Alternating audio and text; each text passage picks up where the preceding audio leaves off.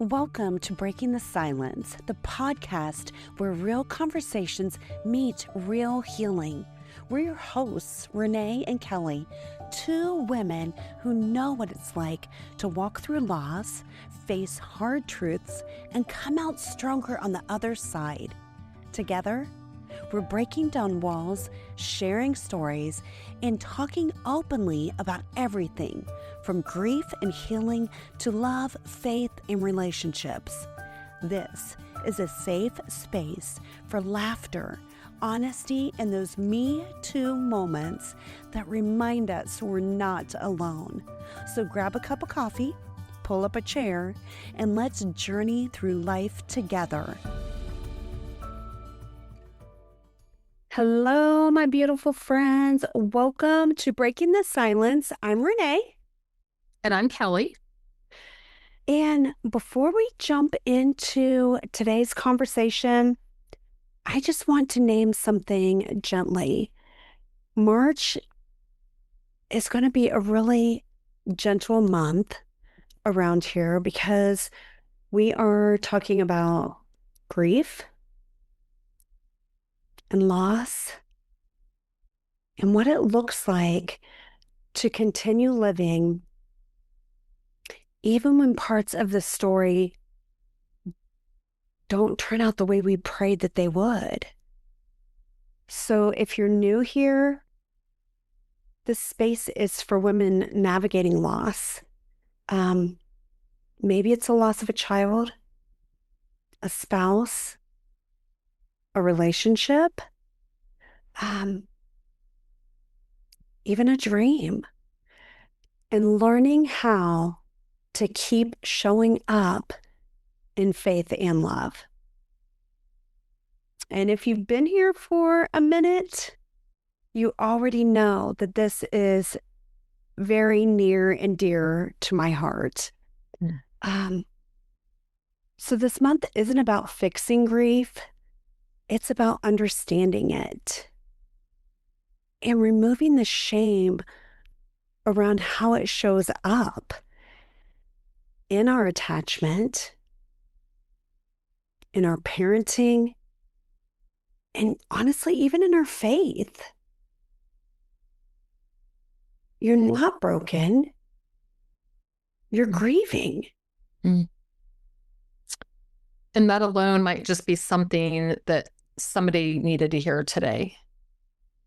I think so too, you know? So today we're starting with something that I definitely do not think is talked about enough.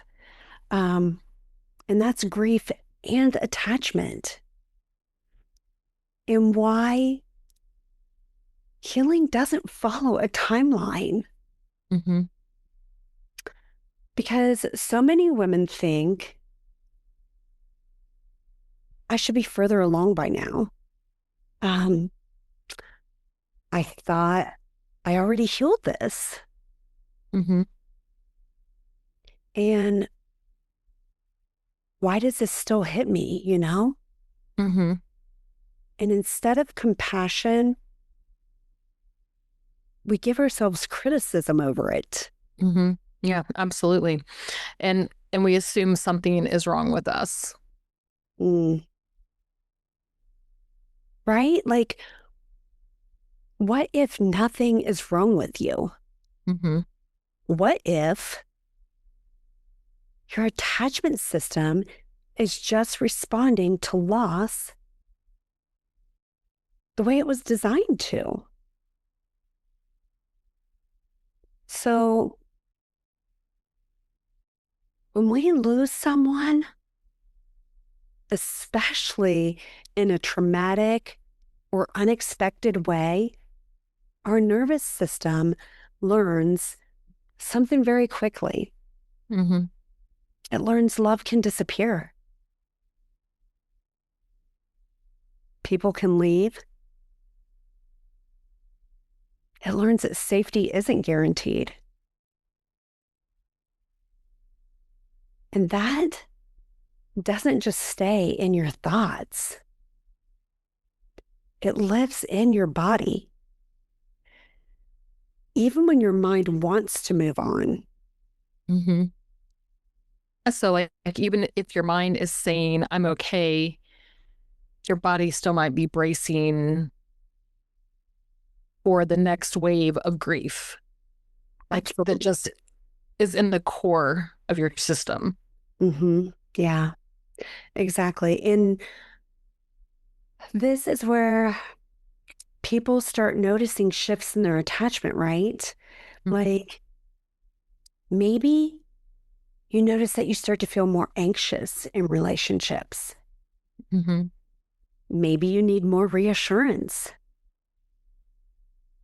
Maybe this is where you notice, like, wow, like I'm really hyper aware of tones, like changes, and just very much more on a surveillance level of like just watching everything, Mm-hmm. right? Yeah.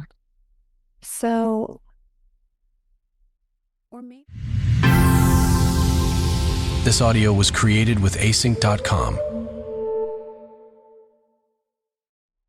So, or maybe you go even the other direction and you pull back. You don't want to depend on anyone. Mm-hmm. And so you tell yourself things like, I'll just handle it, or I'm fine on my own, you know? Mm-hmm. Neither response means you're broken. It means your system is trying to protect you from another loss. Mm-hmm. I think that's huge when we realize that, you know, and like Mm-hmm. it's just protecting. Yeah. Yeah. And that's such an important reframe. And I think it's so hard to unlearn that, Mm. that becomes the norm, especially if you have lived it for so long. Oh, yeah. And until, I mean, again, like we just sort of talked about this, like it's still in our body until we allow ourselves to feel that in our body.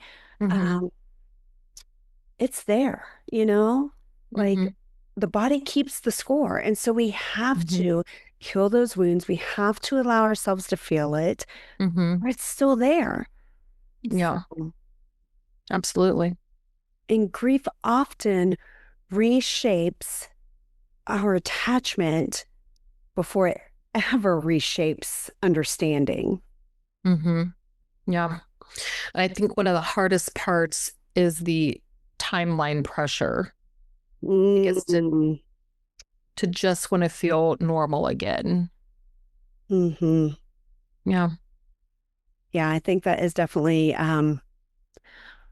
one that we struggle with, like that invisible expiration date we put Mm-hmm. on grief, right? Like, Mm-hmm. I should be better. It's been 6 months, or it's been a year, or it's been 2 years. Mm-hmm. And then if something resurfaces, after that, we think, why am I back here? You know? Mm-hmm. Yeah. But grief doesn't heal by a calendar, it heals by safety. Mm-hmm. So when safety increases, grief softens, you know? And when love feels steady, it's like we're then giving our nervous system permission to stand down. Mm-hmm. But if you're still in survival mode, if you're parenting um, alone, if you're navigating financial stress, or if milestones keep reminding you of who's missing, Mm-hmm. of course healing is layered because there's so many more pieces to it, you know? Right. Um, like there were moments after loss, and I've obviously went through it multiple times, that I would think, okay, like I'm doing better. I'm doing good. And then something small would hit me. Maybe it was a milestone or a memory. Maybe it was even just a normal Tuesday. And it would feel like I was back at the beginning again, Mm-hmm. Like, I'm perfect example even, last week, I believe it was. I don't know. Well, actually, my memories here lately have been like kicking my booty because, of course, you know, this is around when Bryant passed, and also different things coming up of like after Dave passed, because it would have been like from when he passed, it would have been like 3 months later. So reading even my Facebook memories, like they tug at my heartstrings, and it it can sometimes make you think, why am I there again? Like, especially if it's like a really hard, like one, like not just a Facebook memory, but maybe something else, like just feel it, like you're right in it again. Right. So I just want to encourage our listeners that it's not that I was back at the beginning, because I wasn't. It's just that my heart was remembering. So even when, like, I was reading those memories from Facebook, and like it was rough reading them, like I could feel it in my body that day. And I could just hold so much space for myself there of like, your body's just remembering. It is remembering exactly what you felt back then. Like, you're like, feel like you're right back in that moment, and you remember what that felt like. So I just encourage our listeners to have so much compassion in that, of that you're not doing anything wrong. Your body's just remembering. And when you can do that and be like, okay, so we're just remembering right now. That's okay. Yeah. Like, I don't know that I do ever in a way want to forget. So I went for a drive, and I went and got a coffee, and I let my body just remember. So Yeah. here's something that did surprise me in my own grief journey. This audio was created with async.com. Surprised me in my own grief journey. You can feel okay even until you start caring deeply again, Like, I think when you're on your own, you're like, okay, I got this, I can do this. And then if you start caring about somebody, that's when you can start to notice it, Yeah. But I think we've talked about this too. Like, I think if you, or people can't even judge you if you start feeling quote unquote okay too soon, or there, you can have guilt with that. And for sure. And then I guess this kind of goes along with that. And I had mentioned this before, my friend who, you will feel so good. I remember having those moments of just feeling sense of peace, normalcy. And she would be like, well, kind of embrace that, enjoy it while it lasts, because it's, your grief is going to rear its ugly head again. And, it was almost like depleting, because you're like, no, I'm good. I'm good. I'm back to normal. I'm feeling this. But yeah, then those waves would come. So I always appreciated her for her being authentic and, kind of bracing me for that, because you just don't know. You have these waves of normalcy, which maybe that's just God's way of kind of like giving us those little strings of peace along the way, just hope, that one day you are going to be okay. Right. Absolutely. Oh, yeah. I think even like the times where, like, I can remember after Bryant passed, driving home from a therapy appointment, and like that heaviness that's on you. And I just seen, and I've talked about this before on the podcast, like the clouds just parted. It was such a gray, dreary, yucky day, sort of matching how dark I felt inside, you know?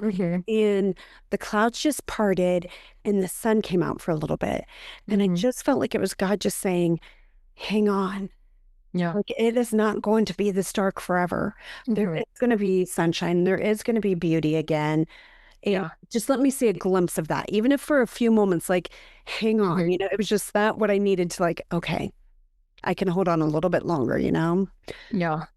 So, and I think,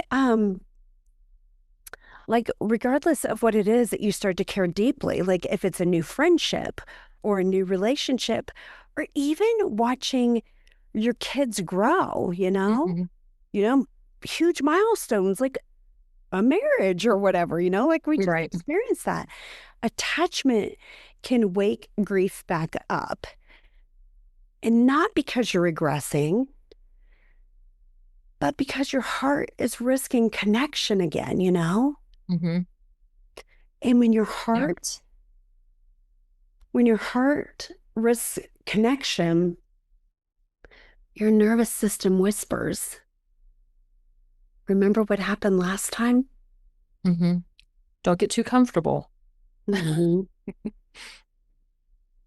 And I'm here to tell each of you listening that that doesn't mean you shouldn't love again.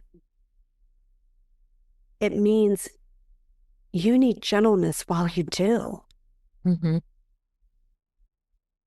Because your nervous system's trying to learn, like you're trying to teach your nervous system, it is okay for me to love again, you know?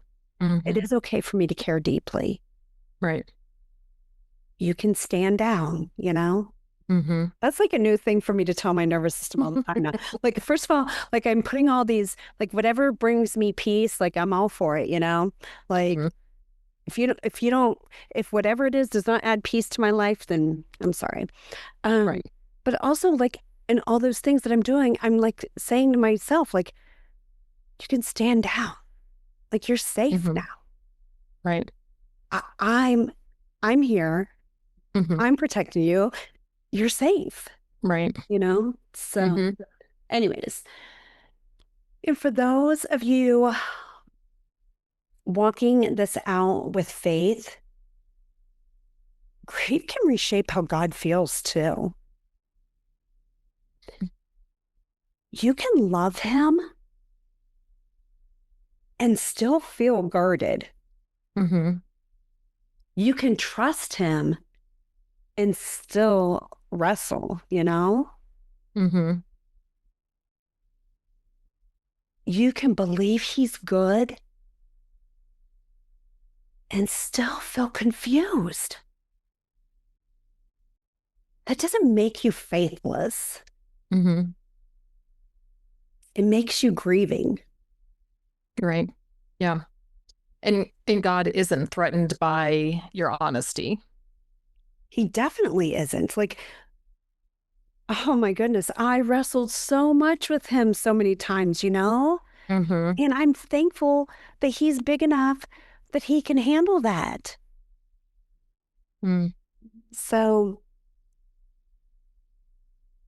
if you're listening today and thinking, why does this still hurt? Or why am I reacting this way? Or maybe even, why does healing feel slower than I expected? Yeah. Let me say this clearly.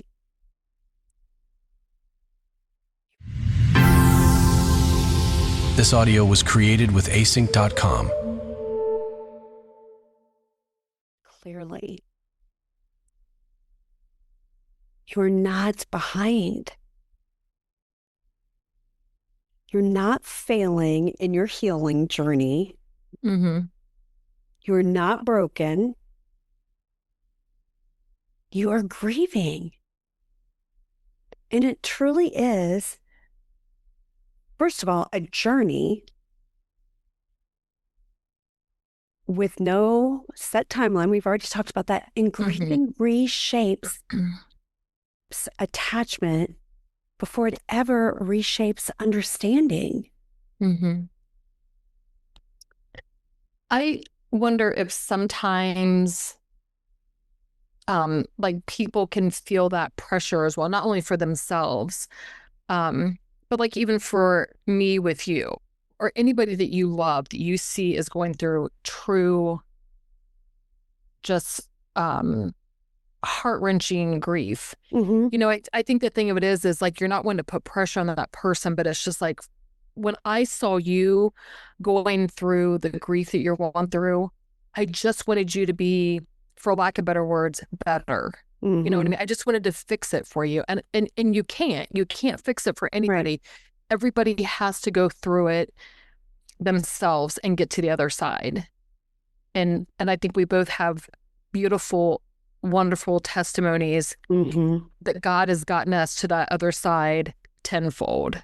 But I think that's what, you know, and I think that's really important for loved ones to be around and be supportive, because it is hard. I think it's kind of selfish too, because it's selfish on the part of the person who wants you to be better, because it's just like, it's selfish. It's like, I don't want to see you hurting, but you just have to be gentle and know that in time, you will get to that place, and you just have to come alongside that person. I was just going to ask, like, do you think that is, I think it could be both, but I'm just curious on your thoughts of it. Do you think it's that it was so much watching me hurt, or do you think it could have also made you feel uncomfortable to like deal with that or see that hurt? Do you know what I'm saying? Like how you, does that make sense? Yeah, absolutely. I mean, I don't think it made me feel uncomfortable of something I couldn't handle. Okay. I think it's just as much as the person who is afflicted by the grief wants it to go back to the way it was before, that relationship to be back, that person to be back, that loved one to be back. The person who is seeing you grieve, they also want that for you as well. Like, I just want my friend back. I want my spouse back, you know, whoever is being afflicted by that grief.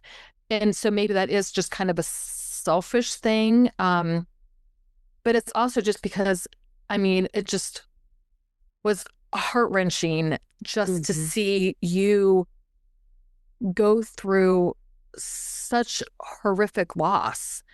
But again, I will say, and I know that you would give everything up to have Dave back, to have Bryant back. I know you would give all that back, what you have now, to get them back. But we know that that was God's plan. There's nothing that could, you know, that was already written in the book.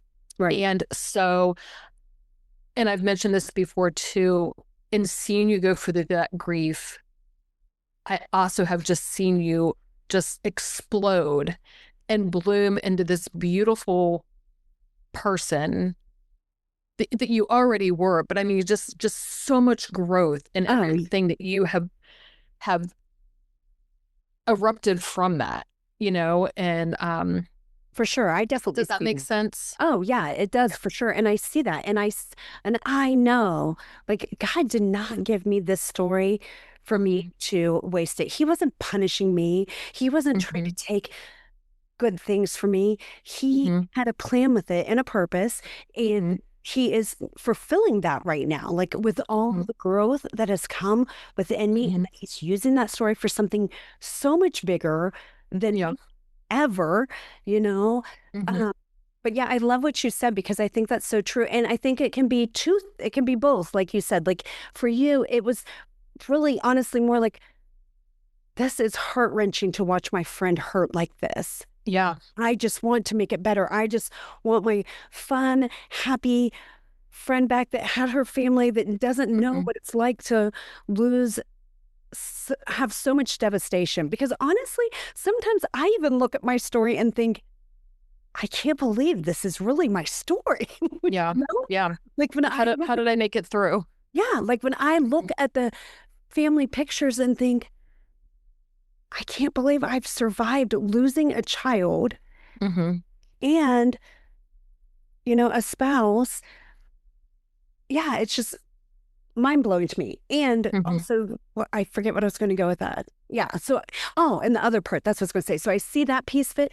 And then I do think sometimes, like, because I just read a Facebook memory and I'm going to share it for this purpose, because the post I'm going to share, like, it was so, so raw and vulnerable of Mm-hmm. me, like, just being so angry with Dave that he left us, and Mm-hmm. that he left me to do it alone. And then on the flip side, me saying, but I know that I also, like, told him it was okay to go to heaven, that he could go be with me, and that I know how hard he fought.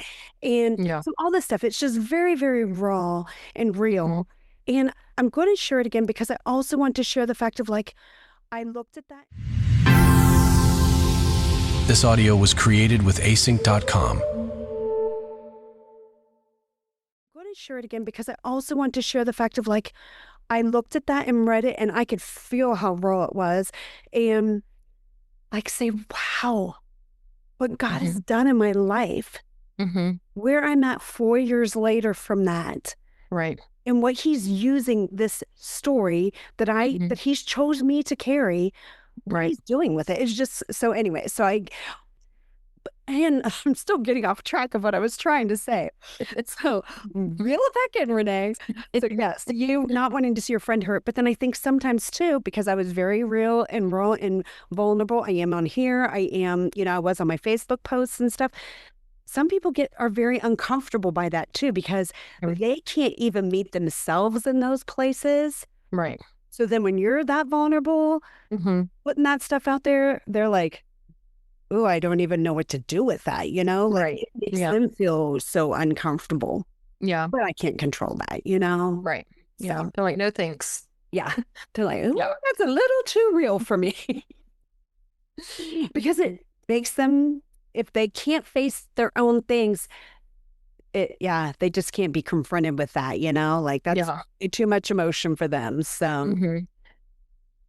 all right, let's sort of bring this back. If there's one thing that I would want you to carry with you this week, it would be, you do not need to rush your healing to be worthy of love. Mm-hmm. You don't need to be over it to be secure. And you don't need shame. You don't need to shame your grief to grow. Mm-hmm. Yeah. Yeah. Grief is proof that you loved. Exactly. In love, even when it costs us, it's never anything to be ashamed of. Mm-hmm. It is a beautiful thing to love. Mm-hmm. I'm not saying it's not painful when we experience loss, but it's beautiful. Right. So, already next week, we're going to be talking about attachment and parenting after loss, and what it looks like to show up for your kids when you're still healing yourself. Mm-hmm. And if this episode resonated, I want you to know you're not alone. Mm-hmm. Yeah, you really aren't. And you just have to give yourself so much love and grace and time. Mm-hmm. Thank you for being with us, for trusting us with really gentle, sometimes hard conversations, Mm-hmm. and for continuing to show up even when it is hard. We send you off with so much love, and we will talk to you next time. Thank you for spending time with us on Breaking the Silence. We hope today's conversation brought you comfort, hope, and maybe even a little laughter. Because healing doesn't have to happen alone.